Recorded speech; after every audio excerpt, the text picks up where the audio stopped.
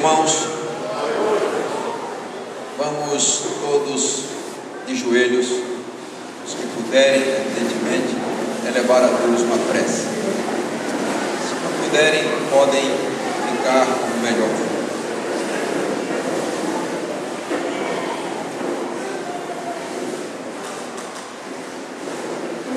Pai querido, Deus de Abraão, Deus de Isaac, de Jacó, de Esther, de Ruth, Deus do nosso Senhor Jesus Cristo. Muito obrigado ao Pai por nesta hora, já nos momentos sagrados do Teu Santo Sábado, estamos aqui prostrados ante Tua santa e augusta presença para Te dar graças e louvores por esta reunião realizada em Teu nome. Te pedimos, ó Pai, que Tu encorajes cada vez mais ao Teu servo, nosso querido irmão Fábio, e a toda a sua equipe, a todos quantos se dedicaram em suas comunidades, nos mais diferentes lugares desta terra, para que esse encontro pudesse ser uma grande realidade neste final de semana e início de outra semana. Toma a cada um de nós em Tuas mãos, nos enchas com o Teu Espírito, que cada vez mais nos dediquemos menos a este mundo e muito mais às coisas de valor eterno. Toma, ó Pai, a todos que estão participando deste encontro, de um modo especial aos nossos amigos e amigas que nos visitam e que vieram aqui para Te conhecer em espírito e em verdade. Que todos nós nos desvinculemos de quaisquer sistemas religiosos que deixaram a verdade, que possamos nos comprometer contigo e com o Teu Filho amado, nosso Senhor Jesus Cristo. À lei e ao testemunho está escrito em Tua palavra: se eles não se dedicarem a esta verdade, nunca verão a alvo. Que nós possamos, ó Pai, nos consagrar inteiramente a Ti, fazer somente a Tua vontade e, sobretudo, levar este Evangelho do nosso Senhor e Salvador Jesus Cristo àqueles que não Te conhecem. Toma o Teu servo, o nosso querido irmão, o doutor Carlos Lavrado, mais uma vez em Tuas mãos, para que ele nos traga uma mensagem que venha ao encontro das nossas necessidades.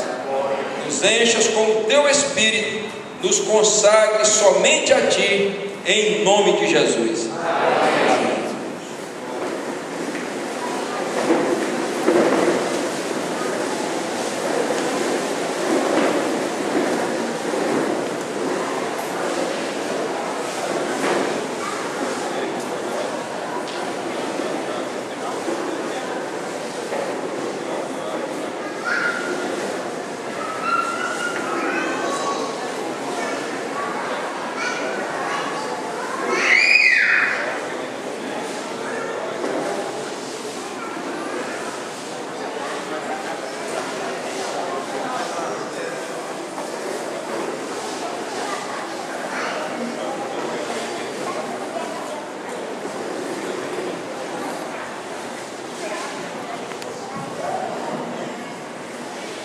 Boa noite, queridos e amados irmãos. Boa noite. Amém. Feliz sábado a todos, não é? Muito prezado irmão Fábio, durante os meus 38 anos da Igreja Adventista do Sétimo Dia, 35 propriamente, porque os últimos 13, eu passei, irmãos, mais tempo no púlpito, dirigindo lições de escola sabatina, do que nos bancos. E quando fui excluído da igreja, essa foi a coisa que mais me doeu, que mais eu senti, porque sempre me coloquei nas mãos de Deus, jamais dizendo não quando fosse convidado a pregar, jamais solicitando para pregar, mas uma vez convidado, jamais dizendo não, se assim eu pudesse cumprir. E eu quero lhe agradecer por este convite.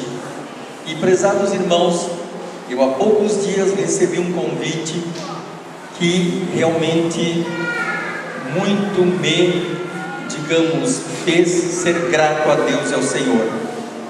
Há poucos dias, na semana passada, o irmão Bruno Gissolfi, que muitos aqui conhecem como Bruno da Montanha. Quantos conhecem o Bruno aqui? Vamos ver. Nós temos alguns. O Bruno iniciou uma viagem missionária no Piauí, e ele veio para o Ceará, passou pelo Rio Grande do Norte, aqui pela Paraíba, parece que lá em Petrolina, não é? Foi a Minas. E na semana passada o Bruno estava nos visitando lá em Foz do Iguaçu, na região de Foz do Iguaçu. E o Bruno me disse que ele queria ir até Pousadas na Argentina, porque ali havia uma família, um médico que pertencia ao mesmo movimento que nós pertencemos. E ele disse também de um pastor adventista que, tendo feito uma pesquisa, ele chegou à conclusão de que a doutrina da divindade, conforme nós cremos, é que é a bíblica. Eu não sei se ele pediu ou não desligamento, o fato é de que ele faz parte hoje do nosso movimento. Como o Bruno, a esposa e o Maciel não tinham familiaridade com a Argentina, eu propus a eles o seguinte: por que não vamos pelo Paraguai? A minha esposa, que está ali, trabalha em Santa Rita, a 70 quilômetros da fronteira. Por que não vamos pelo Paraguai? São duas rodovias paralelas no Rio Paraná. Aí nós passamos por Roenal, que é o lugar onde há um dos dois hospitais adventistas do Paraguai, um em Assunção, outro em Roenal, onde já prestamos serviços e onde havia partilhado esta mensagem a alguns colegas.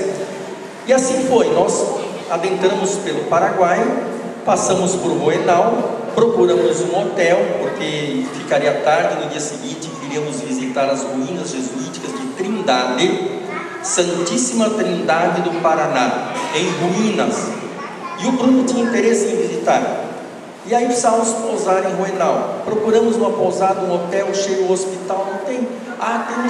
Tem um hotel em frente ao hospital do Dr. Fred Acosta. Que beleza, Fred, meu amigo. E quando estávamos falando, chega o Dr. Fred, e foi aquela festa, aquele abraço. Eu falei: Fred, estamos querendo um lugar para dormir, mas o seu hotel está um pouco, se você puder fazer um desconto, entendeu?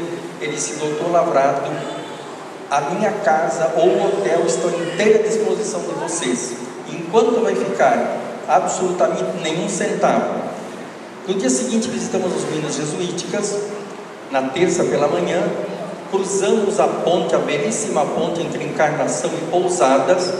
Quando eu chego na Argentina, irmãos, a casa do doutor Gabriel Roman, ele não estava em casa ainda, estava a senhora dele, a irmã Rosana, e ela disse: doutor Lavrado, muito prazer em tê-lo aqui, em castelhano, né, e nós outros hablando em espanhol, muito prazer em tê-lo. O senhor sabe que nós cremos nessa mensagem hoje, porque quando o senhor foi excluído, meu esposo ficou sabendo, doutor Eduardo Isassi, que é um outro médico que trabalhou conosco em Roenal, ele mora em Pousadas, e doutor Fred Acosta então havia dito: doutor Gabriel, o senhor está sabendo que o doutor Lavrado foi excluído da igreja por não crer no Espírito Santo? Doutor Gabriel disse: não pode ser, tem alguma coisa errada nisso, alguma coisa está errada. O doutor Lavrado, eu conheço o doutor Lavrado, o doutor Lavrado é conhecedor da Bíblia, jamais. E doutor Roman pesquisou, irmãos, eu fiquei impressionado de ver como aquele irmão conhece a mensagem que nós conhecemos, a adoração ao Deus único e a Jesus, o seu amado Filho, e como eles realmente estão se preparando para a volta do Senhor Jesus. Um radialista de Pousadas. E aí eu fiquei sabendo que em Eldorado, que fica a 90 quilômetros da fronteira, há um grupo grande de irmãos, e ele me convidou então para um dia irmos pregar ali. Eu estou lhes contando isso, irmãos, porque eu trago saudação desses irmãos. Jardim América, perto de Eldorado, muitos irmãos argentinos pertencendo a este movimento de restauração da verdadeira adoração ao Deus único e seu amado Filho. Amém. E eu trago aqui então as recomendações do doutor Gabriel Roman, da esposa e dos demais ali. E é um prazer, irmãos, estarmos aqui com vocês. Nós estamos aqui, enquanto lá em Buenos Aires, as 20 economias, maiores economias do mundo, estão reunidos para tomar decisões sobre a economia do planeta, não é? Eu estava mais próximo deles, aí viemos para cá. Mas graças a Deus que estamos aqui, não é? E eu quero convidar os irmãos para que abramos nossas Bíblias em Marcos, capítulo 12. Marcos, capítulo 12.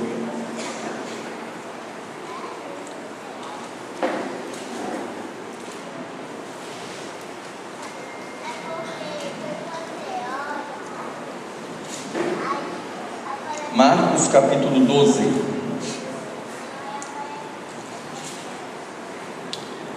Leiamos então. Depois entrou Jesus a falar-lhes por parábolas.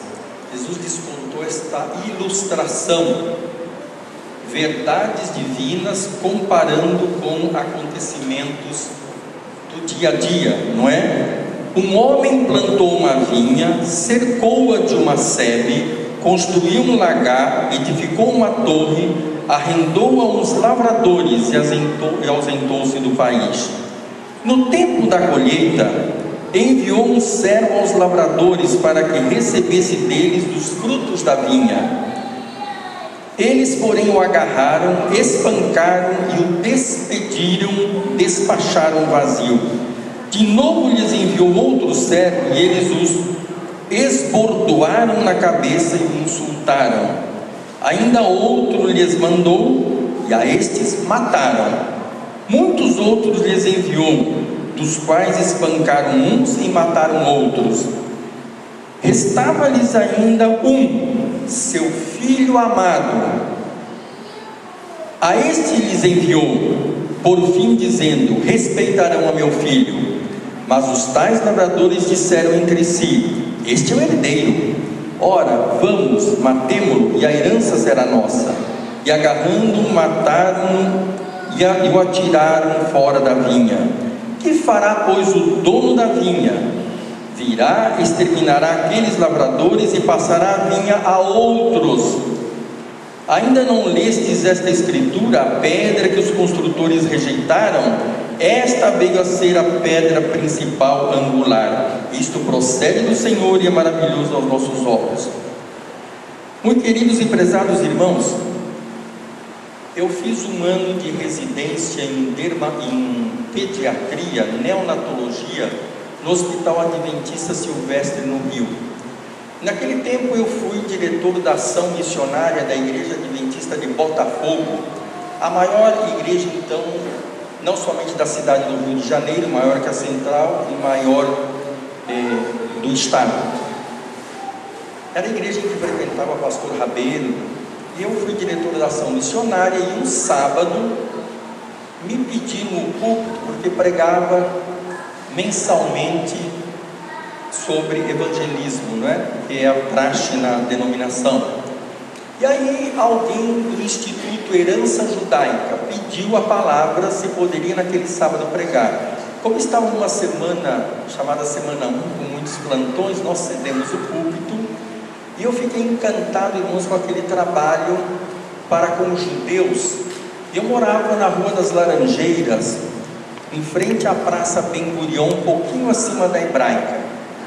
Durante meu período no Rio, da minha família, nós tivemos muito contato com os judeus, e aquele trabalho me encantou, me fascinou, partilharmos a mensagem cristã a pessoas que não creem em Cristo. Estivemos na sinagoga de Copacabana, Botafogo, depois de Niterói, e eu passei a ver Israel, irmãos, sob esse prisma de que Israel deve ser evangelizado. É um país que tem, e este evangelho do reino será pregado a todo mundo, em testemunho a todas as gentes, e então virá um fim. Depois, já em Foz do Iguaçu, quando fui chamado para Campo Grande, Hospital do Pênfico, entramos para o Paraguai, acabamos saindo em Foz, estamos lá até hoje, há 30 anos. Aí foi a colônia árabe. Nós temos a segunda maior colônia árabe do Brasil. Então, a convivência diária com o islamismo. Dois povos monoteístas, unitarianos, judeus, mas que lamentavelmente não creem no Filho amado, e árabes que creem que Jesus não teve uma pré-existência, mas Alá o gerou no ventre de Maria, da mesma maneira que gerou Adão, Maria virgem para o islamismo. Então, um Jesus profeta, mas não o Filho de Deus, o Messias. E eu procurava partilhar a mensagem, de Cristo, inicialmente a judeus no Rio e a islâmicos em Foz. Mas a grande verdade é esta, irmãos. Esta parábola que estamos lendo, que acabamos de ler, restava-lhes ainda um, seu filho amado, e a este lhes enviou. Por fim disseram: respeitarão meu filho. Mas os tais lavradores disseram entre si: este é o herdeiro, ora vamos, matemo-lo e a herança será nossa.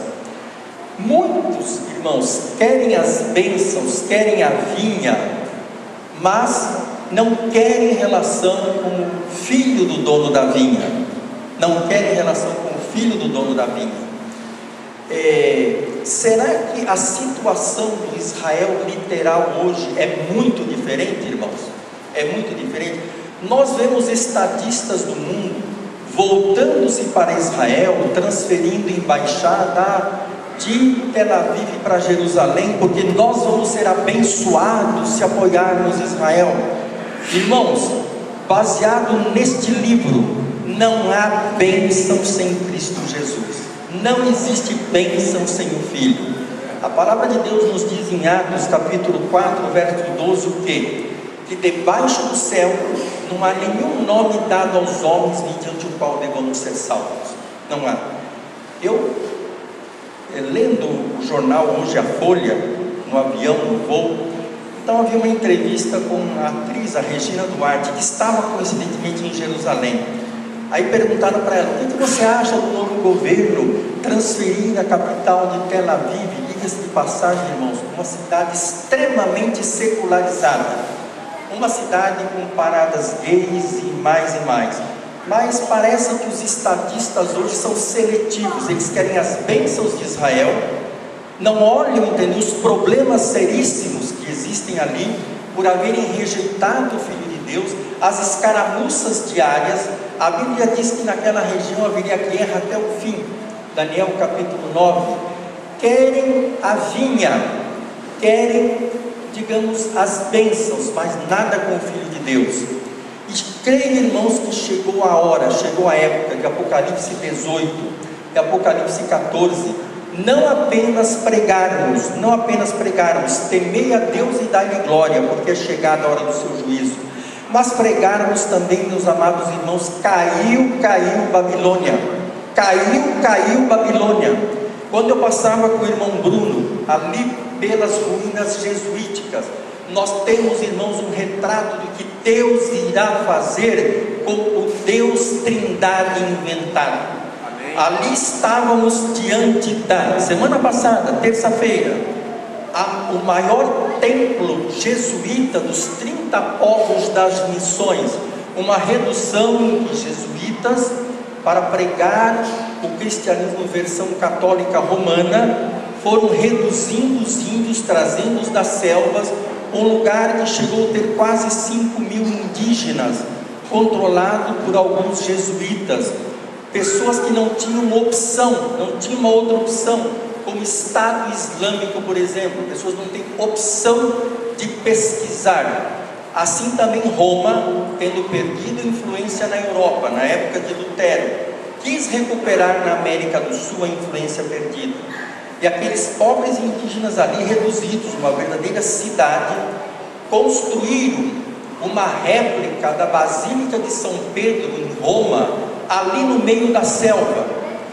Mas estadistas europeus estavam tão saturados, tão cheios com a interferência jesuítica nos negócios de Estado, que em 59, o Marquês de Pombal, tivemos a oportunidade de estar lá em Lisboa, vimos, os irmãos já devem ter visitado o elevador Dona Justa ou Santa Justa, onde há uma igreja até hoje sem teto, resquício do terremoto de Lisboa de 1755. O Marquês de Pombal começa a reconstruir Lisboa, e ele, saturado, pertencia ao movimento iluminista, que disse: não queremos, país católico romano, não queremos mais jesuítas aqui interferindo nos nossos negócios. E ele então faz um decreto que Portugal e colônias expulsassem jesuítas dali. Meus queridos irmãos, 8 anos depois foi a vez da Espanha, o maior império católico que já existiu, não é? A França, o país mais obediente, mas o maior império que já existiu, o Império Espanhol, a serviço do poder papal. Meus prezados, eu estou lhes falando isso porque, fazendo uma revisãozinha do livro O Caminho Consagrado à Perfeição, do pastor Jones, um daqueles dois que pregaram em 1888, irmãos, realmente nós não temos noção do que seja aquilo que a Bíblia diz: caiu Babilônia. Nós não temos, irmãos, o quão abominável é esse sistema. Meus prezados, um sistema que tem um sacerdócio, em que você, se peca, você vai ao sacerdote católico romano, você confessa seu pecado, o sacerdote te absolve, mas ele te livra da pena capital, o fogo do inferno, mas não te livra de uma pena que eles chamam de pena temporal, por um período em que você paga. Não é Cristo que paga por você no Calvário, você paga. E a igreja então entra aí oferecendo os seus préstimos, vendendo a salvação, porque se você não pagar essa pena por um período e você morrer, você vai para um lugar inventado chamado purgatório. E ali naquele lugar a igreja diz ter ingerência, e através de indulgência ela te livra dali. E você então, pagando, você faz isso, mercadejando a graça. Irmãos, o mundo chamado evangélico hoje nada mais é do que uma contrafação, meus queridos, do verdadeiro evangelho. É claro que há muita gente sincera, honesta, nós não estamos generalizando, mas os sistemas religiosos que temos visto que dominam o nosso mundo e que têm chegado ao poder, tanto na América do Norte como outros países, são sistemas, irmãos, que não trazem esperança para o ser humano. A semelhança de Roma, que vendia a graça, hoje a chamada teologia da prosperidade. Pessoas vão para as igrejas porque vão melhorar a vida, vão pagar suas dívidas, mas o evangelho verdadeiro, nada. Irmãos, querem a vinha lhes interessa, os frutos da vinha lhes interessam, mas pagar ao dono da vinha, aceitar o filho do dono da vinha, isso não. Eu mandei para alguns amigos um vídeo, de um pastor lá dos Estados Unidos, ele chamando pelo nome alguns ministros aqui no Brasil, que a revista Forbes coloca-os como alguns dos homens mais ricos, homens com 2 bilhões, pastores de igreja com 2 bilhões, outros com 400 milhões, entendeu? E ele pergunta: quando Cristo foi rico? Quando foi que Cristo enriqueceu? Quando que alguns dos apóstolos enriqueceram? E Pedro, quando está ali, ainda hoje eu li, no templo, em que aquele paralítico chega e lhe estende a mão, ele pede algo, e o que é que Pedro responde, irmãos? Não tenho ouro nem, mas o que eu tenho, isto eu te dou. Irmãos, o poder de Deus. É isto que nós queremos e precisamos. Amém. E nós, adoradores unitarianos, que adoramos o Deus único e verdadeiro, e o seu querido e amado Filho, e que cremos na onipresença do Pai e do Filho através do Santo Espírito. Amém. É deste poder que nós necessitamos e precisamos para concluirmos a pregação do Santo Evangelho. E este Evangelho do Reino será pregado a todo mundo, testemunho a todas as gentes, e então virá o fim. Aí sim, irmãos, rumo ao paraíso. Realmente nós iremos ao paraíso. Meus prezados, vamos abrir aqui Gálatas capítulo 4, versículo 25 e 26. Gálatas 4, 25 e 26. Gálatas capítulo 4. Se por acaso alguém encontrar antes que eu aqui, até pode ler. Gálatas capítulo 4.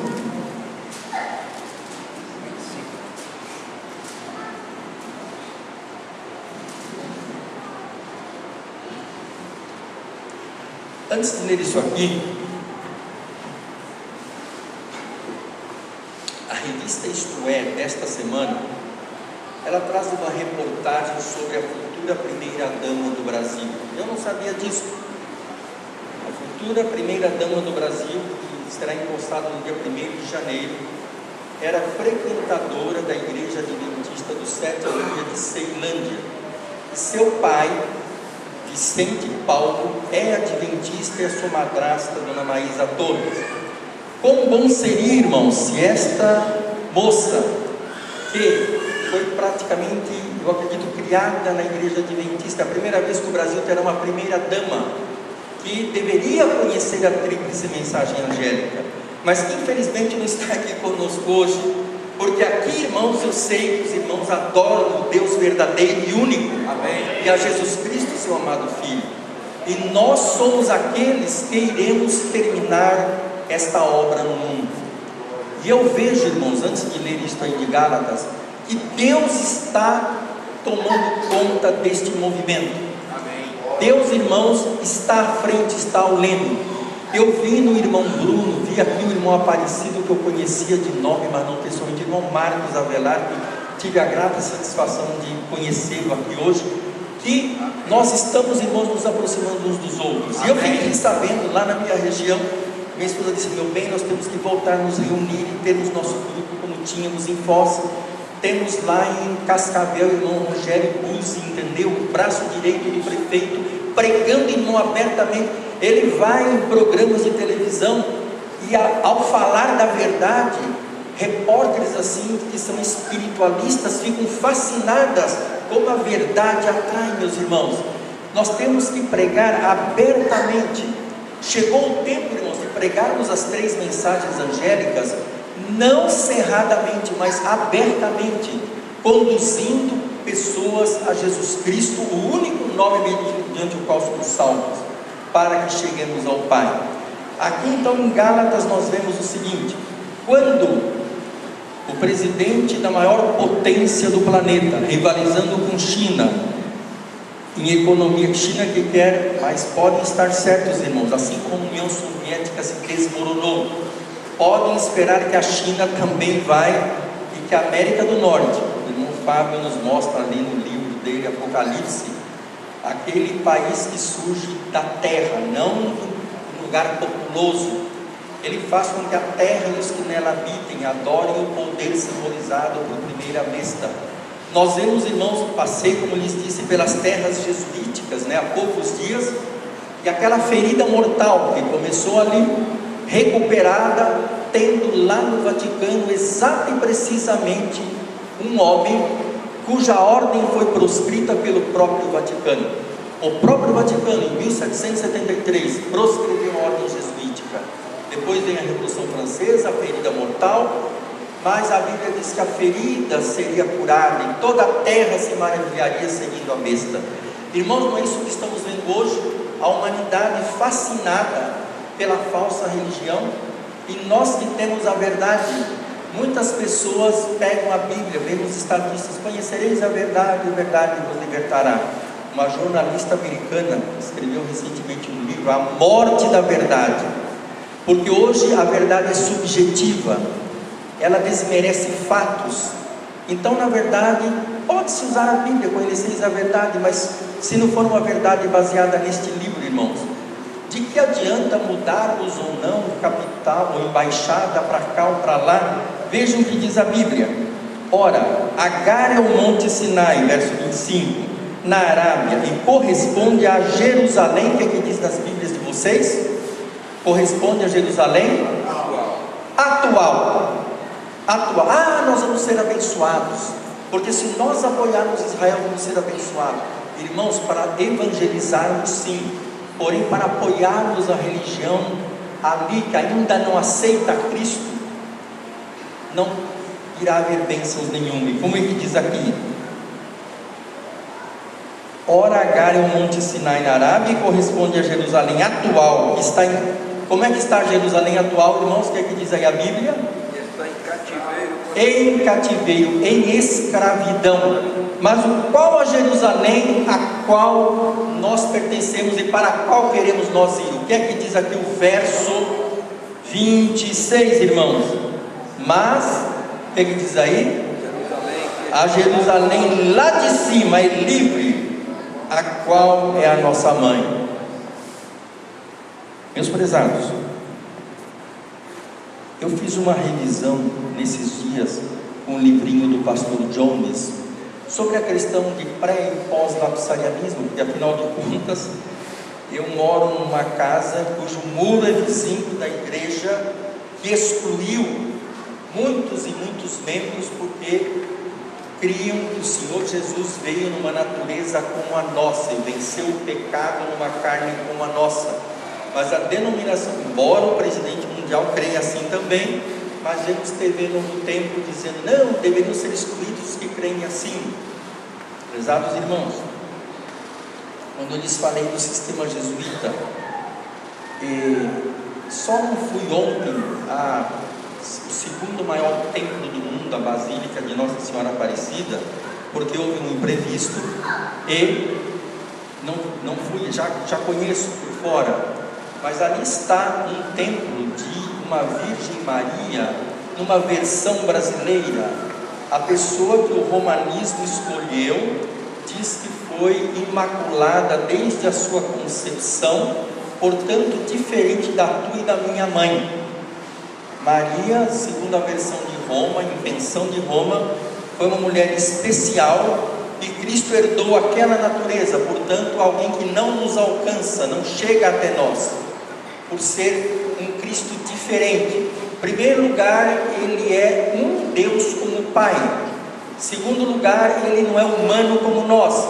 Se venceu nós, duas coisas: ou não somos capazes de vencer, ou se vencermos, seremos mais fortes do que o Cristo, porque ele precisou de uma proteção especial através de uma mãe especial.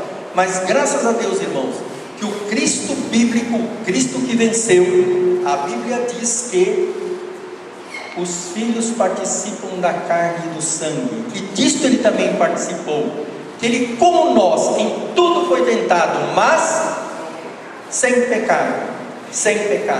Irmãos, Cristo pode vencer o pecado. Neste mundo moderno, não será por leis civis que vai se diminuir ou acabar com LGBT, o que quer que seja, irmãos. Não é. Irmãos, Cristo tem o poder. Cristo, ele realmente nos perdoa os pecados, e ele realmente nos dá poder para vencermos o pecado. Cristo nos dá este poder, e podem estar certos, irmãos, que Deus quer um povo, uma igreja, como diz Paulo, sem mácula, nem ruga, nem coisa semelhante, mas santa e irrepreensível. E para terminar, eu quero abrir Hebreus 4,16 e ler este versículo para a terra. Hebreus 4,16.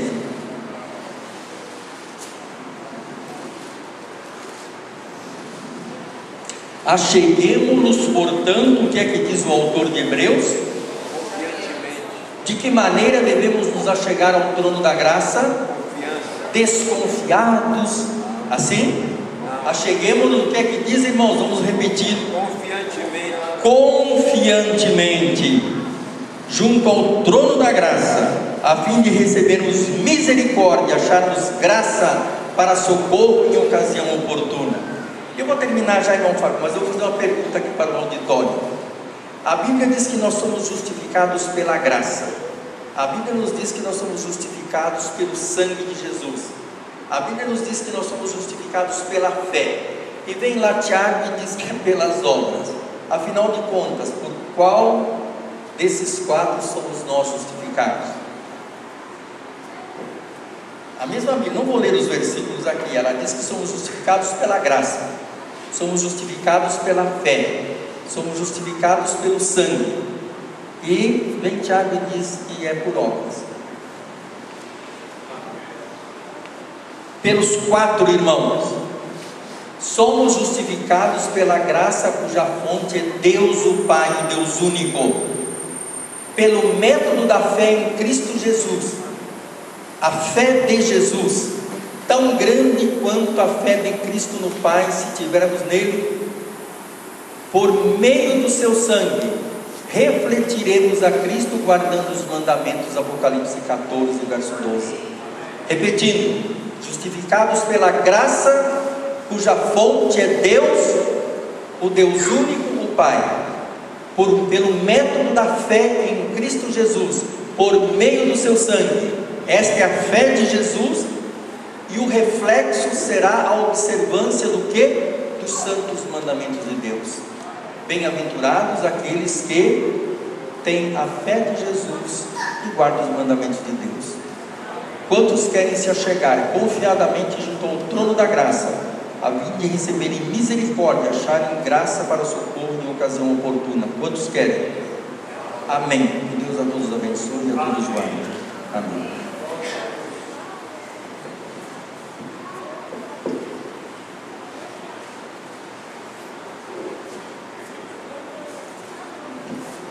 Boa noite, amados. Feliz sábado. Nós havíamos programado uma reunião rápida à noite para que pudéssemos estar liberando vocês às 21 horas. Já são 22 e eu queria pedir desculpa a vocês pelo horário, mas o ônibus atrasou, né? Teve um pessoal que me mandou aqui uma localização dentro da floresta amazônica, me perguntando aonde eles estavam. Eu não tinha como saber onde eles estavam, né? Mas alguém me mandou aí uma localização que a gente não soube dizer. Mas, amados, quero dar aqui rápidos avisos. Lorena, cadê Lorena? Ela para estar aqui na frente, ela está escondida ali atrás. Queria pedir o auxílio dela, porque amanhã vocês vão ver muito ela aqui na frente. Rápidos avisos, rapidinho aqui. Amanhã nós temos uma programação muito extensa. É uma programação que ela está cronometrada. A única pessoa que escapou dessa regra foi o irmão Carlos Lavrado hoje à noite. Mas nós precisamos segui-las amanhã. E Lorena vai estar com essas duas placas aqui para todos aqueles que irão falar. Aqueles que terem o seu tempo, quando ele começar a falar, que faltar 5 minutos, você levanta com a placa. Aí tem que obedecer. Quando está faltando 1 minuto, ela vai falar qual? É 1 minuto para acabar. Ok? Será cronometrado, porque nós temos uma programação muito extensa e precisamos ouvir os irmãos de várias partes do Brasil que vieram nos agraciar com o seu testemunho. Avisar também aos pais sobre as suas crianças. Nós teremos amanhã uma programação especial para as crianças, com responsável, com caderno. Então haverá um espaço específico para que as crianças possam ter também o seu culto pela manhã.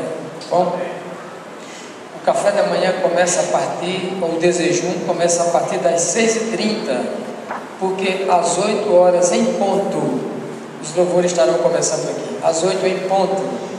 Então, o pessoal precisa tomar banho, tomar o seu asseio, fazer seu asseio pessoal, depois o de jejum, Então temos 1h30, é o suficiente, 1h30 para fazermos o asseio e estarmos aqui às 8 horas. A turma do louvor que vai estar aqui conosco amanhã cedo, está toda escalada já. Turma do louvor tem privilégio lá na fila lá do de jejum da manhã, porque são os primeiros a chegar aqui. Eu vou estar aqui de 15 para as 8. Eu tenho certeza que quando eu chegar aqui, a equipe do louvor já vai estar aqui. Vai ou não vai? Vai. A irmã Gisele baixou a cabeça, mas ela vai estar aqui. Vai estar, irmão Jason? Irmã Camila também está ali sorrindo, mas vai estar aqui também. Então, uma equipe forte para louvarmos a Deus amanhã com toda a força. Amém, amados? Eu queria convidá-los agora a ficarem de pé. Nós vamos fazer uma oração porque vocês estão cansados. Os irmãos viajaram mais de 12 horas de ônibus, né? Estão muito cansados.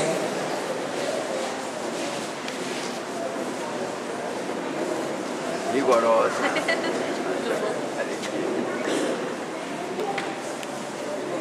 Tem que ser rigorosa mesmo. Sim.